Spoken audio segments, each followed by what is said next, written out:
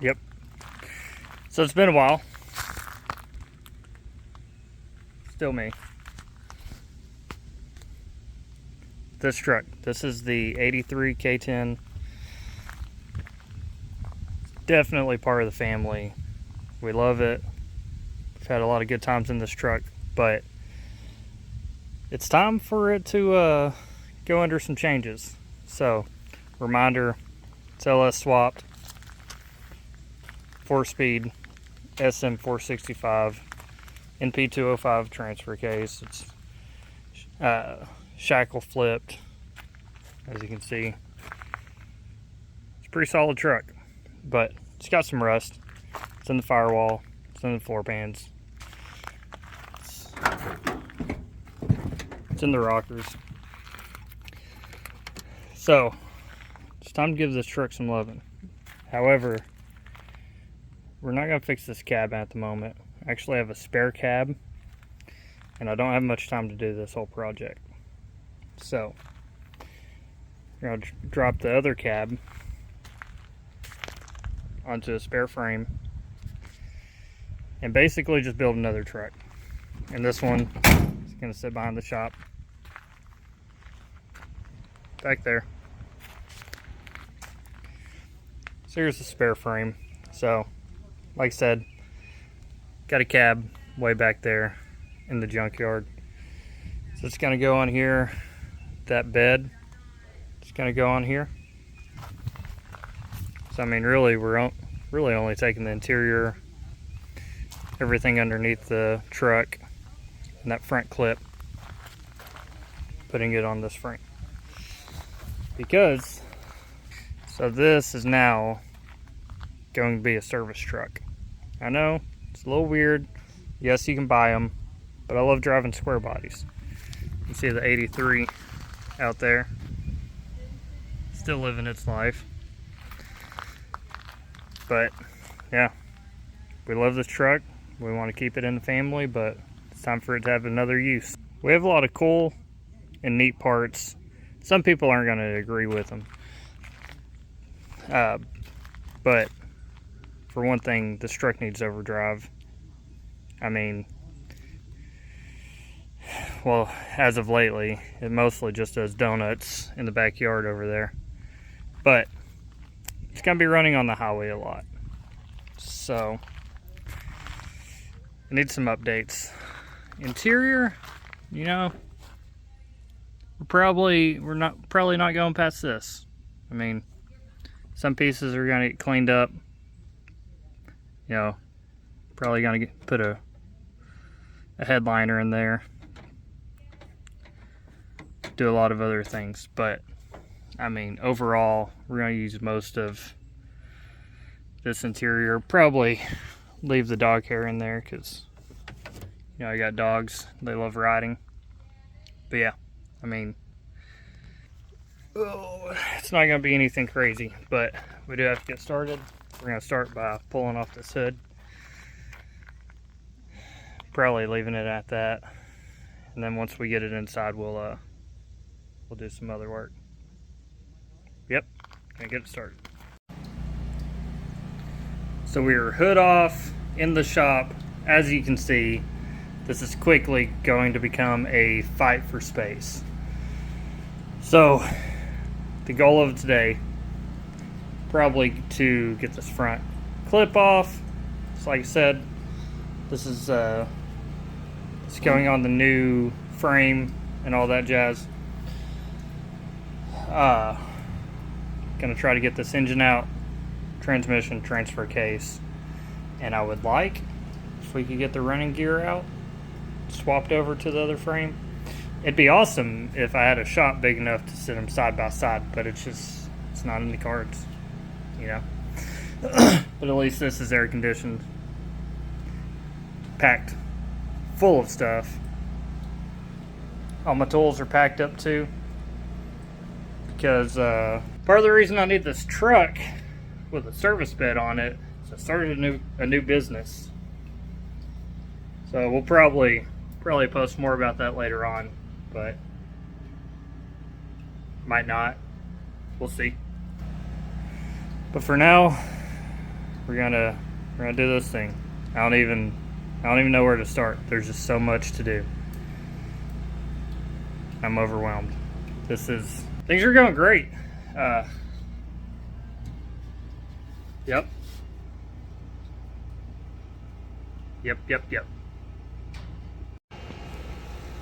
Wanted to take a quick video to catch up. So, engine's pulled out. It's in the new frame. The old transmission. Oof. It's right there. That is the 4-speed. It's a Muncie 4-speed called the SM465 NP205. I mean, they're great. Just, I want overdrive. So, picked up this NV4500. Still got a low first gear, has overdrive, so that's good for me. The only thing is, it's got the circular bolt pattern for the transfer case. And my old NP205 is at figure 8. So that's the main reason I'm not reusing that. Like I'd love to keep the gear driven transfer case, but it is what it is. So we're going to an NP208, which is, where is it? There it is. Yep. Just waiting for some pieces. Waiting on a lot of parts. That's a customer's motor. Just waiting. Actually, probably need to wrap that up before I call it a day. Anyways, so yeah, like I said, new frame. I have some 3/4 ton 56-inch leaf springs. Ripped the shackle flip off the old frame, so you can see with the 56-inch spring, decent shackle angle. The only problem is my shocks, which are pretty nice Bilsteins. They just don't quite fit.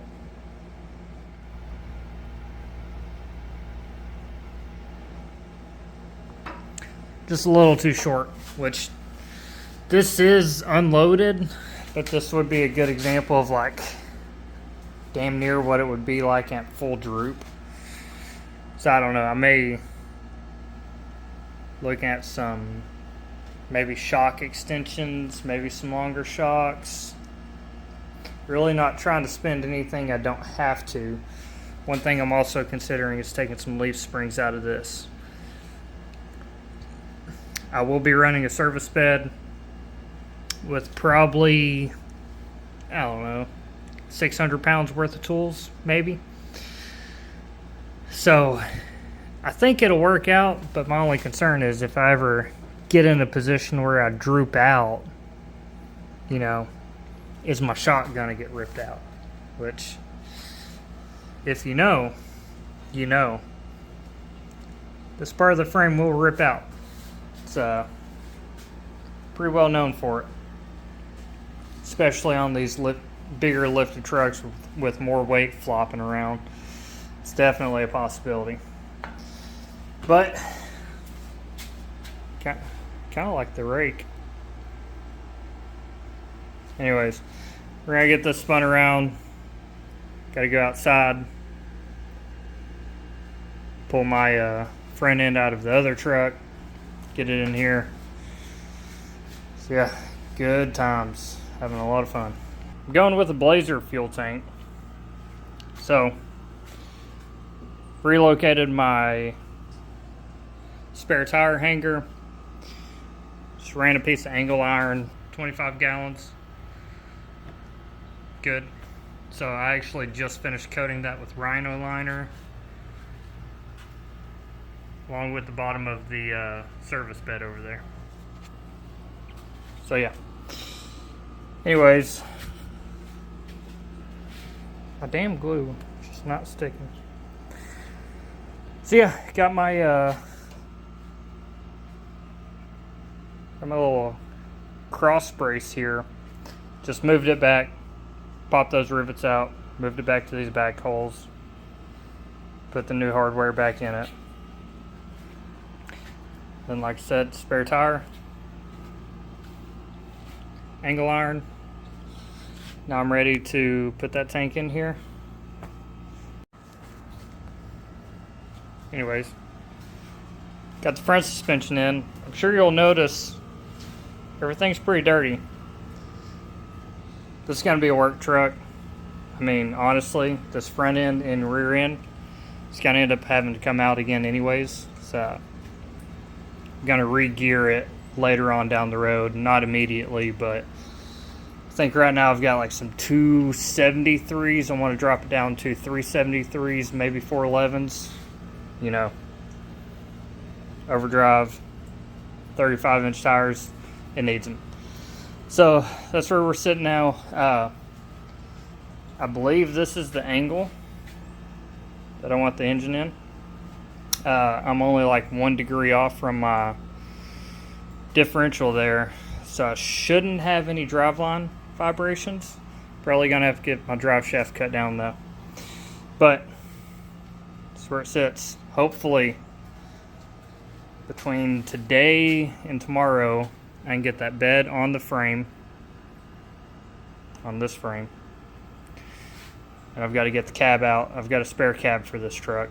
So I've got to get the cab out, want to get it sat in place, because I'm going to start running out of things to do without that cab on it. The bed, not so much, but honestly I just need it out of the yard. So I'm trying to keep my wife happy while I do all this and not get stabbed in my sleep. Fuel tank's in. I arguably started handling it too soon after painting it, but it'll be alright. So, I'm sure you can see I didn't coat the top side because it's already painted, and if I'm getting rock chips on the top of the fuel tank, I think I have bigger problems. So that's actually just Raptor liner. Just, you know, your generic bed liner at this point. So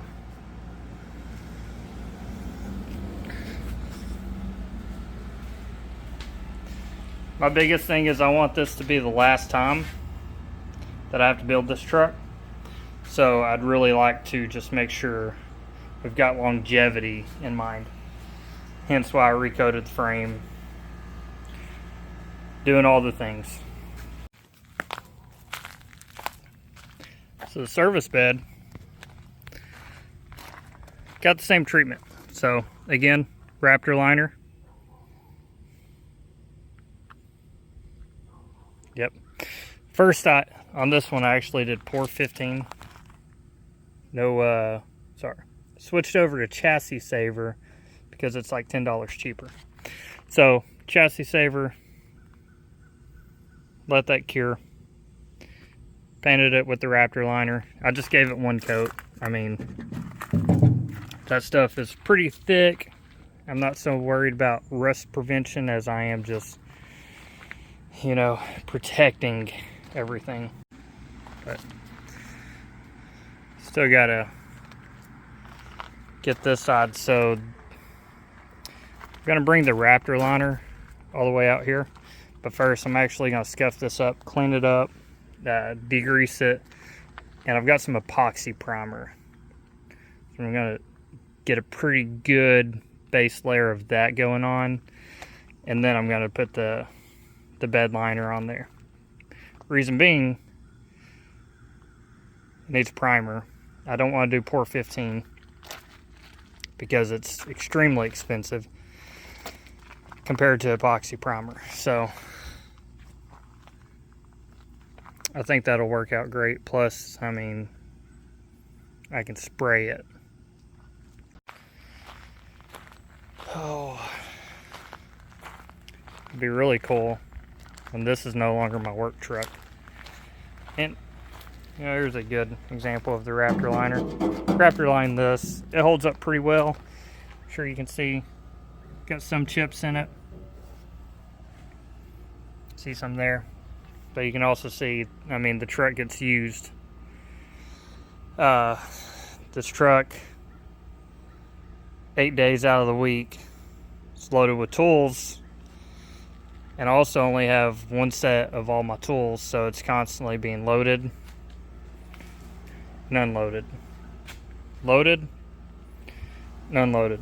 So that's a lot of that jack being tossed in and out, sliding around, you know, going 90 on the interstate, but it's holding up pretty good, so not too worried about it. So this is actually my first time running an in-tank pump. So I went with Blazer fuel tank. It's baffled. Can't remember the part number, but like I typically do, all the parts are going to be linked in the description below. So I'm running an Amazon special Kimso. Yep, running that fuel pump. I typically run external because I like the, I guess, the comfort of being able to change. I like the comfort of being able to easily change my fuel pump on the side of the interstate instead of, like I did on a 97, had to coast it through a ditch and up on the access road, and then lift the bed off by myself, get to the fuel tank, change the pump. It was horrible. So putting it on that rail there, so putting it on the chassis there to where I can just unbolt it, bolt a new one in, and go, like with this truck. And I actually always carry a spare just for that reason. I won't have that luxury, but the problem I have had is if I'm below a quarter of a tank and I try to let everybody hear what the truck sounds like, it'll hit fuel cut. You know, it happens. Fuel sloshes back to the tank, it's away from the pickup, so the truck bogs out, sputters. So this should cure that. Plus, you know, allegedly it's better to have it in the tank because it cools it down. So we're gonna get this dropped in. I'm gonna mark my output really quick so that I don't forget, because I do that.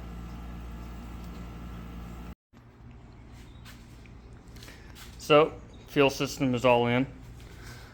I mean, it's not fully mounted because I still have a lot of changes and everything to go. It's looking like I'm going to have to pick up the back end of the transmission and tilt that forward a little bit. Right now my driveline angles would be perfect, but as you can see with the clocking on this NV 4500 and then my transfer case, it's not gonna work.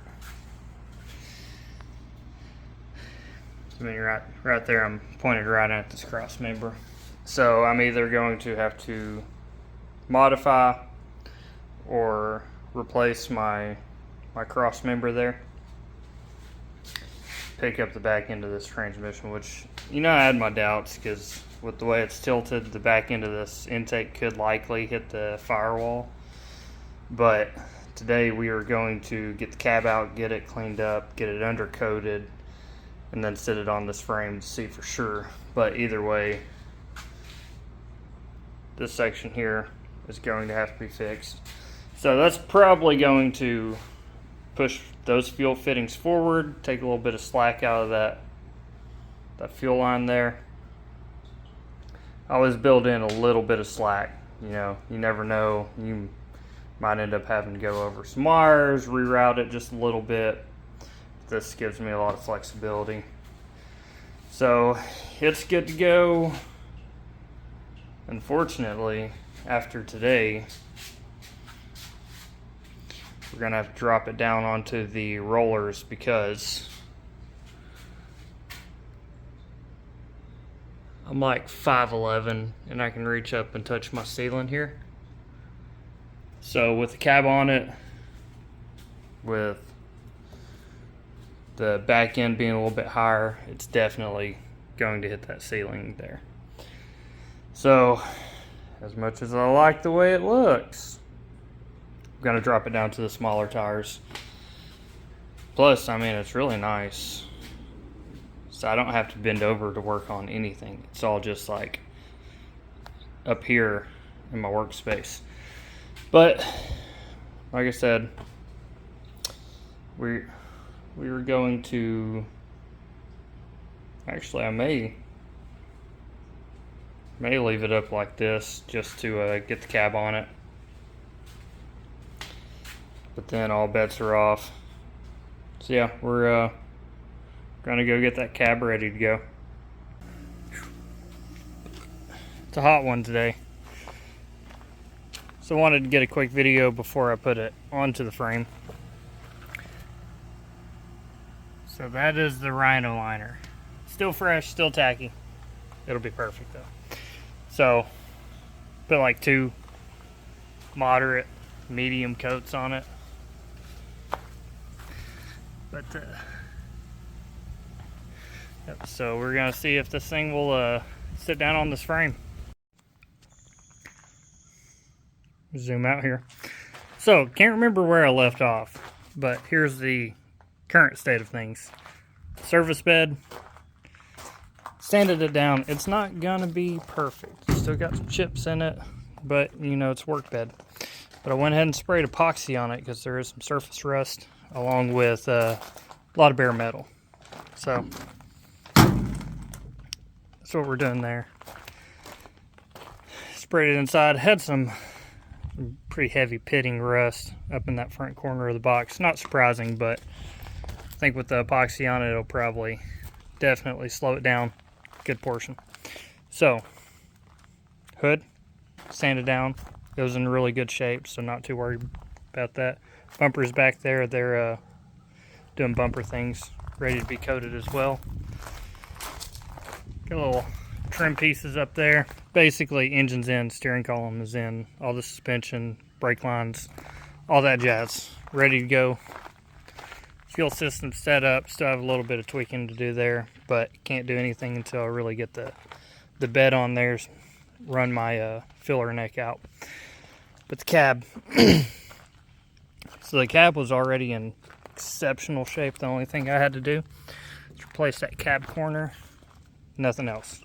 Just sand it down and go. So the cab got epoxy just because I took a lot of places down to bare metal, fixed all, you know, the pillars, and you know, tree limbs always fall on them. Got rid of my drip guard, so I had to sand all that down after I fixed it up. For some reason I had like 6 different holes here, so went and filled those in. Couldn't remember which one I actually needed, so I'll handle that later. But already did the body work. Had to bought these doors for like $100 for both of them. The other one was already worked over in exceptional shape. This one had a little rust pinhole down in this corner. Patched that up, so it's good to go. Looked like someone ran it through a barbed wire fence, so had to do some Bondo, smoothing that out. Fenders are, yep, they're on it. They're ready to go. Oh, I did a little bit of Bondo there from, I think I hit something with it some years back, but yeah, there's that door. I mean, like I said, they already did a skim coat on it. Got it perfectly smooth. Like, that thing is solid. So, just gonna tape everything off. Already scuffed the inside. The only thing I'm painting is this back rail, the lower portion of the dash, and then of course, you know, the door jambs, bottom side of the doors along with the top. But that's really it, because everything else I've like I have an interior package to put in here that will cover everything. Then I'm putting a headliner in it, so I don't need any of that to be painted. So yeah, we're going to lay the primer on. For some reason, the 2K primer I bought, I can't wet sand it for like 4 hours. So I've got to run some chores while this tacks up and gets ready to go.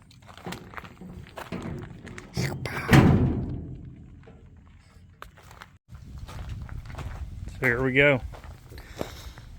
We have done our first coat of primer, wet sanded it down, identified all of the high spots. We're going to ignore those, run a coat of sealer, and then base coat. Well, base coat, top coat, the single stage blue paint that we use on it, pretty much everything. So we're going to run that, and it's going to be great. The only problem is it's windy and there's a chance of rain. But what can you do? Way better than running this in my shop. My floor still hasn't recovered. So anyways, gonna get mixing some paint, and we'll see how this goes. Little update on the truck. Got the bed liner in, went and capped it over. It's on my current work truck, pretty scratched up the edges pretty good, so hopefully that'll keep it a little bit better.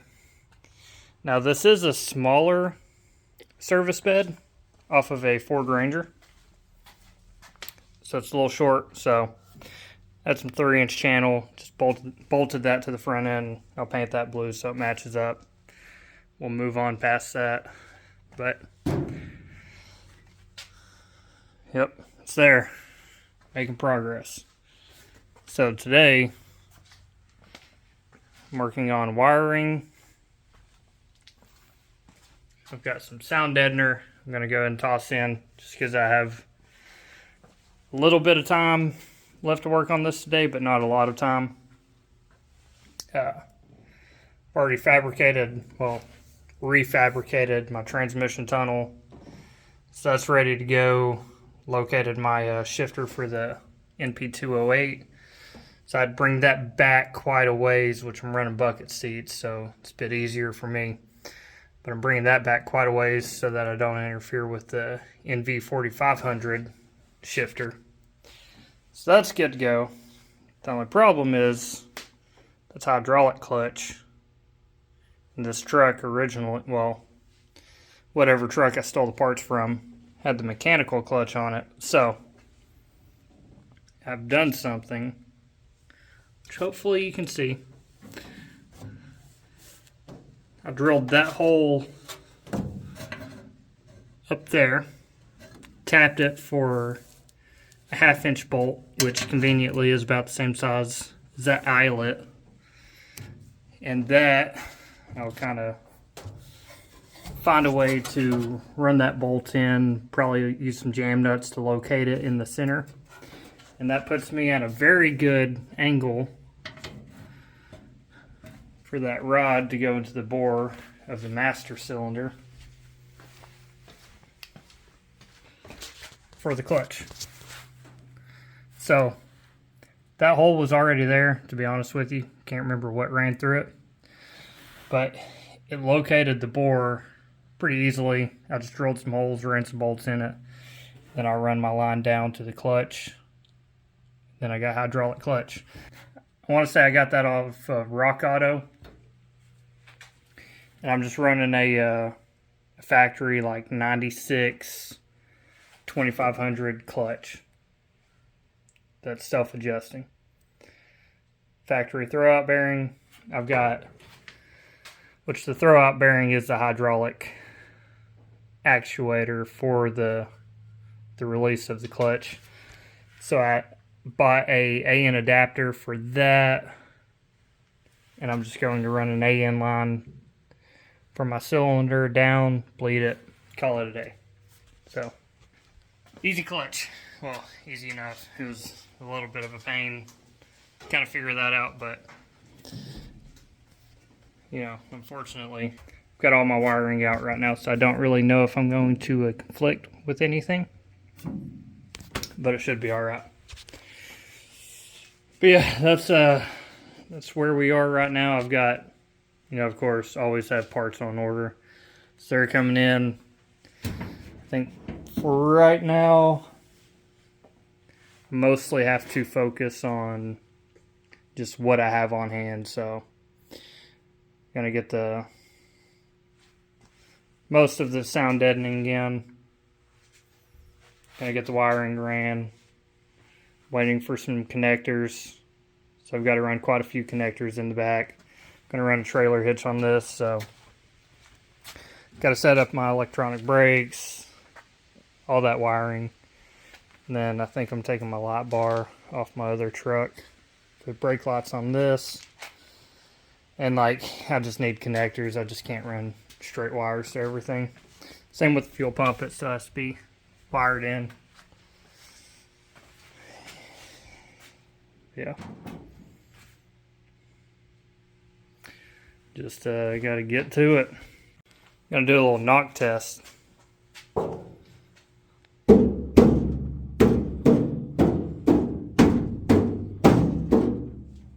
See if that gets better.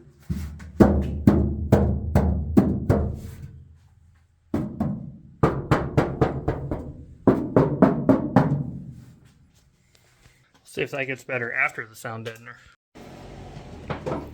Making some progress. The wiring is loosely installed. Bailey's over there being free labor. But pretty much it's just the butyl. In some places we're running this 3-in-1 hybrid. Down here we're going to run just the foam on top of the butyl. And then I'm actually going to put vinyl flooring in here. So that should take care of the trifecta that we need. But it's sounding pretty good.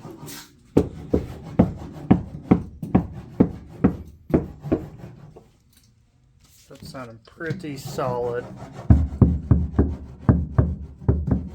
comparison to. So it seems like most of the resonation is out of it. Hope you can hear that over all of that noise. You're doing good. Do you want me to stop? No. So I'm neck deep in working on some of the wiring harness, but I have a limited attention span for wiring. So I already got the back glass in. Gaskets just came in for the front windshield. So I'm gonna get that put in.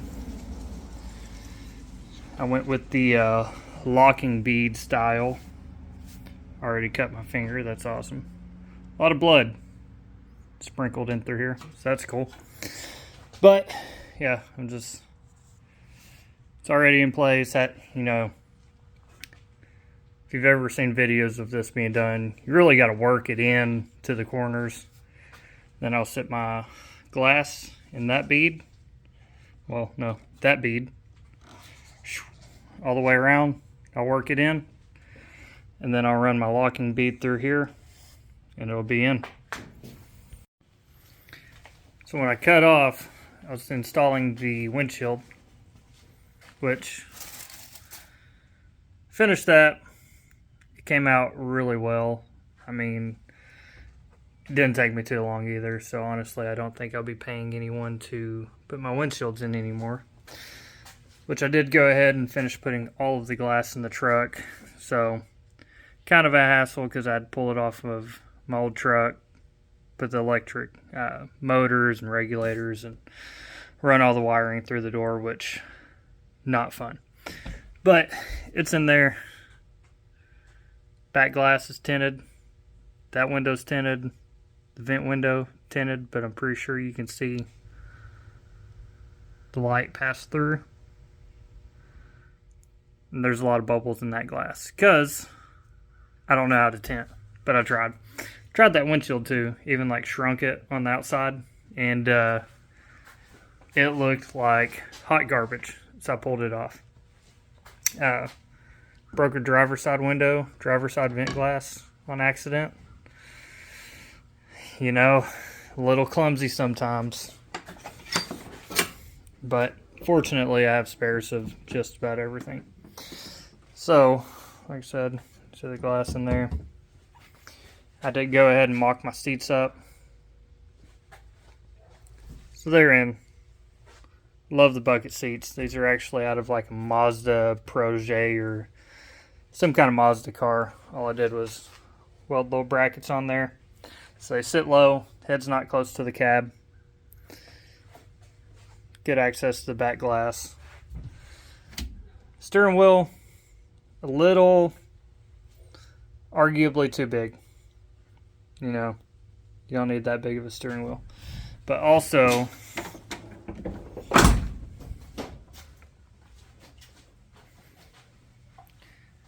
I did run my seats a little bit closer.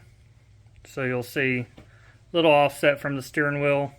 You can see it from the outside, but when you're driving it, well, sitting in it at least, it's not an issue. Same setup I had in my other truck. You couldn't really tell unless you were looking for it. But the reason I do that is it puts me closer to my gear shifter. I like to be comfortable when I drive, and I don't have to lean over just to shift gears. So that's how that is. The tunnel, hope you can see that.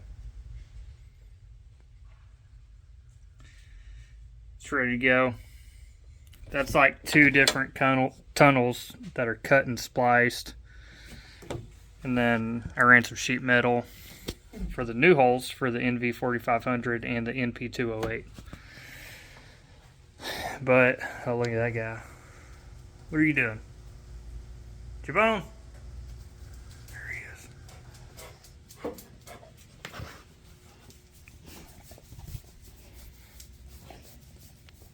Got all that hair just falling off. Anyway, so the big project today. Oh, we got another one. So the big project for today is getting this differential out in exchange for the new one. So, been wanting to do a disc brake conversion for a while, but they're pretty spendy, and there's not a lot of good junkyard options for these 12 bolts. However,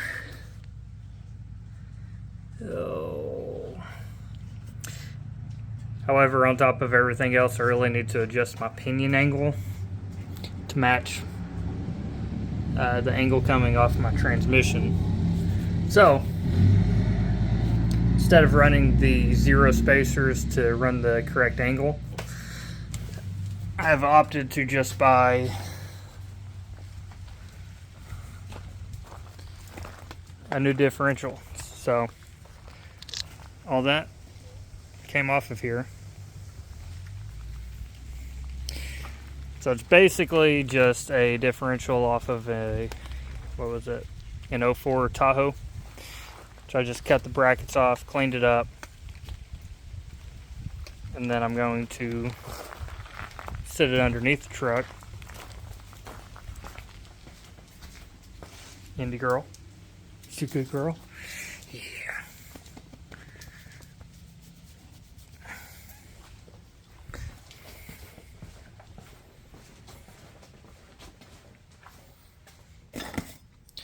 So, these are just leaf spring perches. I mean, you can get them online, eBay, Amazon, pretty much everywhere. They all seem to be about the same quality. So we're just going to sit that on top of there. Put our new U-bolts in. And brackets that we got from the junkyard. So, put that under. Set our pinion angle, tack the brackets on, and then mount the shock bracket and differential done. Of course, we'll have to pull it all the way out, finish weld it, then repaint it, and during that process, gotta take that guy off and see what's going on inside of there. It came out of a wrecked Tahoe that was totaled on the front end, so it should all be good. But it's a G80, you know, say what you want. G80's G80. It's fairly decent, reliable stock locker setup, as long as you aren't like mud bogging this thing, which this thing is not. I've never had one blow up, and G80 was a G80. Got another one in the back. It was a G80. I mean, if you use them right, it's not a problem. However, one of the other added benefits of this is we're going to a 342 gear ratio, which, I mean, by the time I bought the new ring and pinion, the setup bearing, the wheel bearings, axle seals, and all that stuff, I mean, we'd have probably triple the money than just using the stock axle. And then if this one blows up, just get another one out of the junkyard. Sorry if you hear any wind noise. There she blows. So I finished welded, went in and just painted it with some epoxy primer. Probably just gonna leave it like that, honestly. I might recoat it with some black enamel, but we've discovered this epoxy primer is pretty durable. It's not going to be in a lot of direct sunlight, so it'll probably be fine. And then touch-ups will be easy. So yeah, like I said, just welded my brackets on, cleaned it up, it's ready to go. And it's basically just a cheap disc brake kit, which I did tear up one of the e-brake drums, so I fixed that, but it's not a big deal. So yeah, we're gonna get this dropped down, get it up underneath there, and one less thing to do. I'm trying to shoehorn this sand-in mini compressor into C10. So this is the quick performance kit that comes with the Gen 5 vintage air kits. So on my other C10, I've got the high mount. It hangs right here. I'm not a huge fan of it. Makes the belt a mile long. And I also like the concept of having my AC system, specifically the belt, separate from the rest of my accessories. So it just makes things a little bit easier. You got a compressor that's failing, take the belt off. I mean, you're having any AC issues, take the belt off. You only have your kit halfway installed, leave the belt off, finish the work. So plus, like, the belt routing on that thing, I mean, it comes all the way up over here, down, around, blah, blah, blah, blah, blah. And it's not that it doesn't work great, but I did have to run an undersized belt. It's super tight. Without that, it was clicking and popping. I tried to shim out the brackets to get it perfectly aligned, did that, and it would still kind of jump back and forth between different grooves. So I'm hoping this alleviates that. Plus, I want to leave this belt routing as independent for another reason. Eventually, I would like to put a LSA or maybe a Pro Charger or something along that line on there. So I'd really like to leave that option open. However, you know, sometimes you have to do some modifications. So let me get in here. Oh. So this bottom bracket, you can kind of see the corner back there. I'd cut that, for one, to provide a little bit of clearance around the factory style motor mount that I'm using. But also I run, I believe they're ICT billet adapter plates to drop these. They sit a little bit lower. I like the angles on them. Header clearance hasn't been an issue with the Schoenfeld and that style of adapter plates, plus like the availability of these motor mounts. I try to keep everything as factory, or as like OEM parts availability as possible. So, you know, with that comes a little bit of modification on this. So that corner's cut off to where I can get a wrench in there to actually torque it down, but also to where it can even fit. So also had to notch the frame, and I'll show you some better pictures of that later on. And also had to cut some slits in my cross member there, which, I mean, that is some pretty thick metal. I think it's going to be just fine. What I may end up doing later on is welding the bottom side just to add that integrity back there. But honestly, I'm going to test it out like this and kind of see how it works. If I don't feel any issues with it or notice any additional frame flexing, I'll probably leave it. The most severe cut I had to do here is for this. So that is for one of the ears on the compressor. I need that to where I can be able to rotate it down. And basically, with the alignment of my ports on the compressor, that's it. You know, that's right where the ear is going to sit. So I had to notch it. And I could probably take like a piece of square tubing, cut it, and just sit it on top there to reinforce that section. But honestly, I mean, so far forward, this C-channel flexes across the entire body anyways. I don't know. I don't think that's going to be the end of the world for me. So I could probably do some reinforcements, but I'm probably not going to. I can live with that. And then I cut a little bit out right here just to provide some clearance for the belt in case there is any flex from the engine, because those are, I mean, there's a lot of flex in that style motor mount anyways. So I doubt I have any issues with this, to be honest, so we'll just see.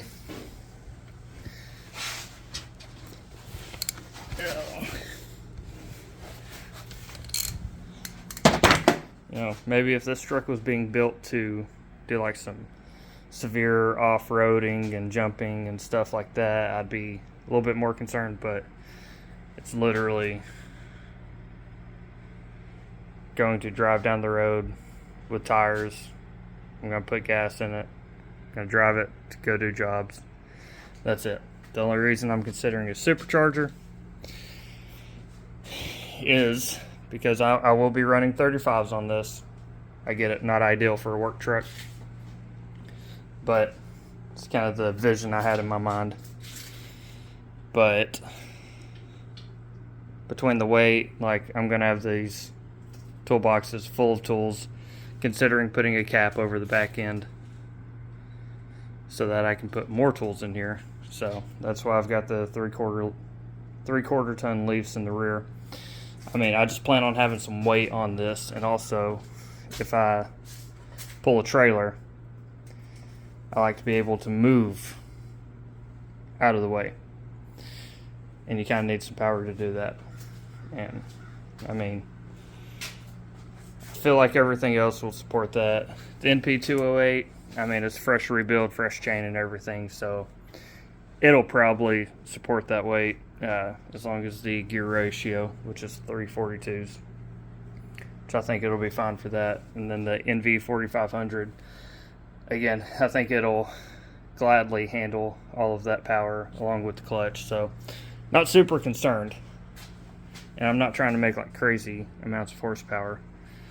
I just want to be able to move out of its own way and not feel like it's struggling. So, but that's also if I notice any performance issues, we'll go down that route. My intention is to keep this as simple as possible because it is essentially a work truck. But like I said, that's the route I'm going with this. I have a feeling that I'm going to like this more. And then it just leaves this whole space here on the fender well for activities, for whatever I want. Maybe second battery because I want to run some work lights off the top of it and just want that additional support, or inverters to charge my laptop, battery packs, stuff like that. I mean,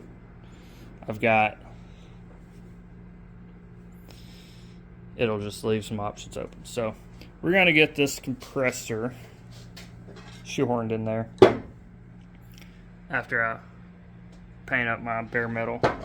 But on the compressor, it seems that the top side, this side, so this is the ear that'll actually sit inside of the frame rail, and it leaves these ports at the angle that I want, to where they hopefully do not interfere with my water lines there. So this back ear, I just cut it off. It's not needed. Nothing bolts to it. Everything else is left unmodified. But I mean, just in the way. So if it's in the way, no reason in keeping it. So yeah, we'll get that shoehorned in there, get it bolted up, and we'll see.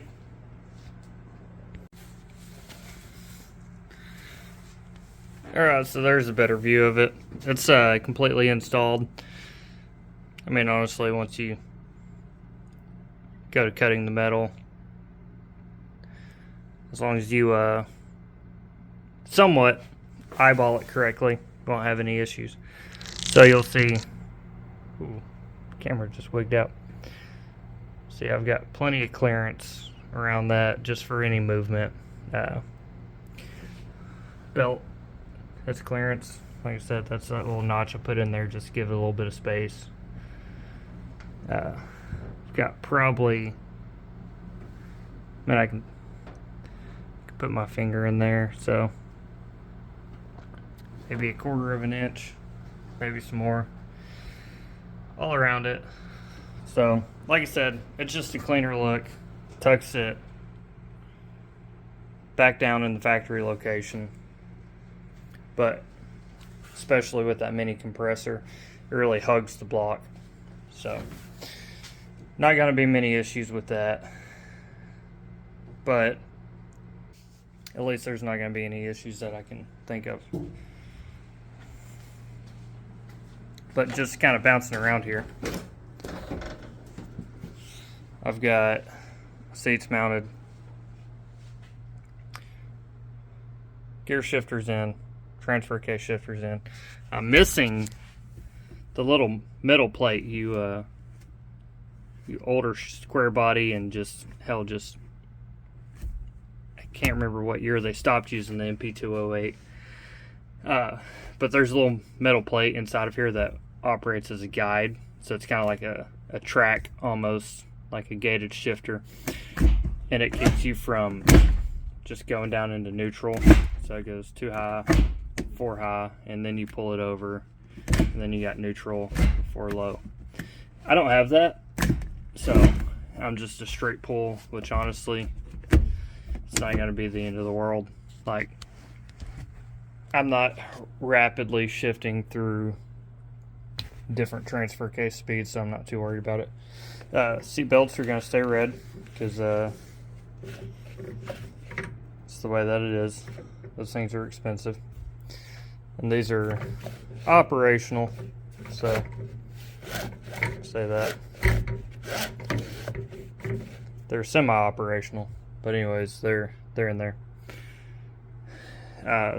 My parts truck, it was the Silverado model. What was it? Anyways, like, it had the full trim in there, So got that installed. I have to wait to do this side until I finish the vintage air. Got to put the system in. It's got covers that go in there to disable the fresh air flap. And then of course, you know, you got to do all that stuff, but it's pretty much the interior. And I will say that light worked, oddly enough, which was just sitting in this spare cab, along with those little things. Still have automatic windows, door locks. So most of that had actually already been replaced in the parts truck while I was driving it, so not a big problem. I will say I put that driver's side seat a little more to the inside to where I don't have to move or reposition at all to shift gears. Thinking of comfort.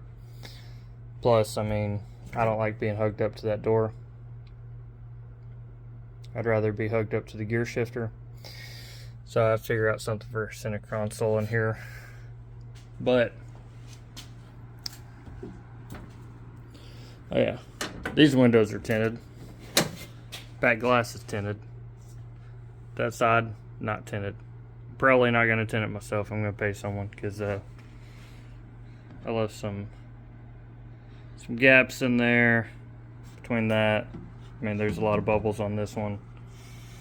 Battery's disconnected, so I can't roll it up. But also tried to do the windshield myself. Massive disaster. I don't know if I just either A, don't know how to stretch tint, B, did it wrong, or C, the tint I bought from Amazon was just a bad product. But it doesn't stretch for crap. Like, back glass, good, perfectly flat, easy to work with. Had to heat up the corners a little bit because there is a little bow just by design in the cab for whatever reason. But that was easy enough. Did just fine. But like the bottom of these windows, I just couldn't get it stretched. Same with the windshield. I just couldn't get the bottom corners to actually stretch or shrink, I should say. I couldn't get them to shrink down on the outside or the inside, so I just gave up on that. After about 4 hours, I was like, you know what? There's a reason some people get paid to do things, and that is one of them. So, yeah. Let's move along. It's been a long road. A long road. So between doing my regular job, the mechanic business, and this truck, so it's all my time. And then you sprinkle in a little bit of gym, family obligations. Where you get this done, so I can just have 2 jobs and family obligations. So, yep, that's gonna do it for today. So I'm not quite sure where we left off, but here's the truck. So I think last time I was filming, I was doing the AC unit. So we get inside of here.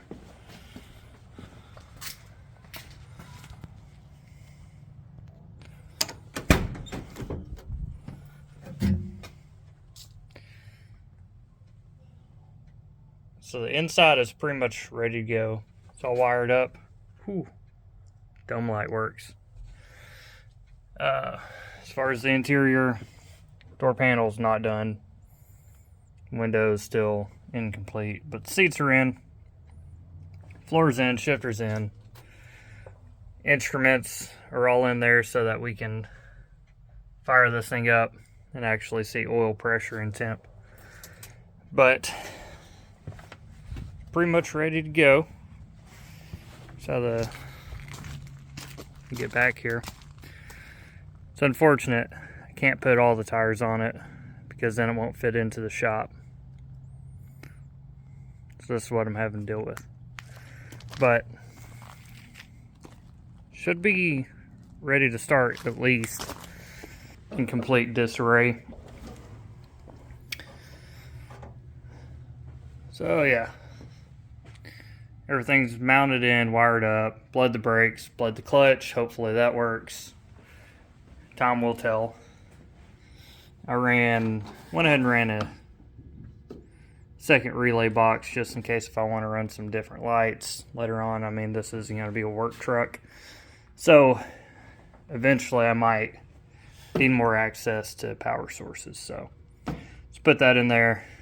You know, better to have it than to not have it. But AC lines are all ran. This is pretty much the geometry of it. Everything's really stacked in there on top of itself, but I'm pretty happy with that routing. I think I can live with that. I'll just secure this to the inner wheel well there, and everything should be good to go, nice and secure. So I've already started topping off the radiator, so I guess all that's left to do is turn this thing on and see if it fires up.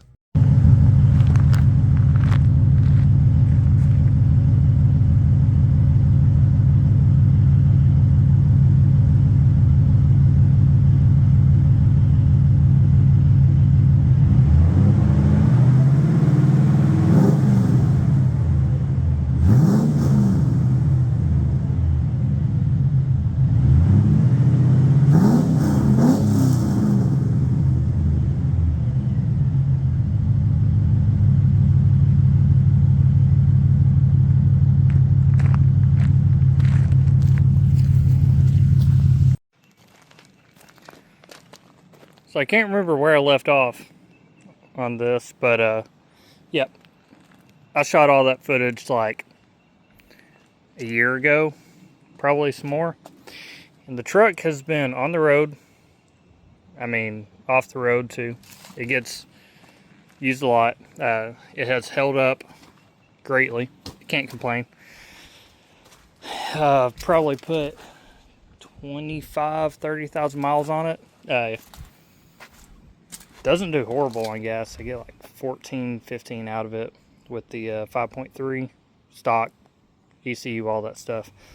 NV 4500 and 342 gears, which probably putting 410s in it in the nearish future. But yeah, the truck has held up great. Service bed is awesome. Ended up putting some trailer fenders on there, so I'll show you on the other side. I put these trailer fenders on here. It's like right after I got it going. Broke the glass because of a rock. The service bed, quite a few inches smaller, or narrower than the cab. Looks a little wonky, but it also doesn't look horrible. It works, you know. It carries tools, it does the things. But anyways, yeah. Probably could have cut it off at an angle, but I just needed it to do the things. Doesn't do much for mud. We actually just got back from the deer lease, so it is what it is. But anyways, interior is doing interior stuff. Everything's tinted. I just painted the door panels. Loving the vinyl. Like I said, you can see it's dirty in here, but it gets used. I mean, it is what it is. Got trash behind there, great. All the sound deadening, which I will say, it helps. It's quieter than that truck, but it's still pretty loud. I mean, it is what it is. It's a C10 Life, I guess, or K10, whatever you want to call it. Anyways, yeah, that's gonna do it. I'm put some more miles on this thing. I'm no longer working out of the truck full time, so I'm actually probably about to put that step side back on it. And the wife doesn't really care for the blue paint. Maybe it's because I have two matching trucks. So I'm probably going to change the paint on this, which, I don't know, I might make it look nice. Might not. I mean, I hate doing body work. So we'll see where life takes us. The truck did go to cruising the coast. It did great. No issues. Nothing broke. Except for my third gear synchro, which pretty common. But yep. Doing some things to that truck. Currently does not have a transmission in it. Putting Ace's EFI on that. What else?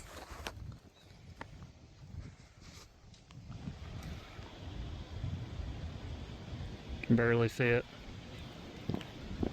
Got to do some stuff with that mud truck.